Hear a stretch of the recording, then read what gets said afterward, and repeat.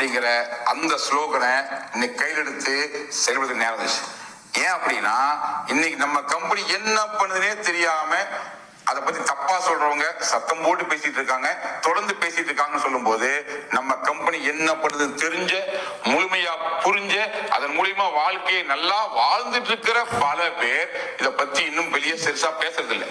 இது ஒண்ணு குற்றம் கிடையாது, இஷ்டம்னா பேசலாம், இல்லைன்னா ஃப்ரீயா விட்டுறலாம், இங்க பேசலாம் எந்த கட்டாயமும் கிடையாது. ஆனா தப்பா சொல்றவங்களே, என்னன்னு தெரியாமையே இதை பத்தி குறை சொல்றவங்களே சத்தம் போட்டு பேசும்போது இதை பத்தி முழுமையா தெரிஞ்சவங்க மற்றவங்க உண்மையை உறக்க சொல்லணுமா இல்லையா?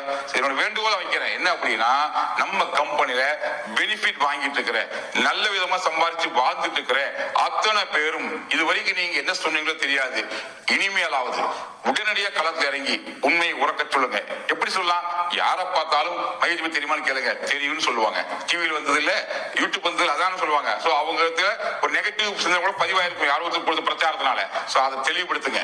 நான் இந்த கம்பெனி இருக்கேன், நான் நல்லா இருக்கேன், சம்பாதிக்கிற உண்மையை மட்டும் சொல்லுங்க, பொய் சொல்லவே சொல்லாதீங்க. என்ன சம்பாதிக்கல கேட்டா ஆதாரம் காமிக்க தயாராகணும், உங்க ஆப்பை காமி தயாராகணும், தேவைப்பட்ட உங்க பேங்க் அக்கௌண்ட் காமி தயாராகணும். அந்த அளவுக்கு எது உண்மையோ அதை மட்டும் பேசுங்க. ஆனா சத்தம் போட்டு பேசுங்க. தட் மீன்ஸ் எல்லாத்துக்கும் புரியுற மாதிரி பேசுங்க.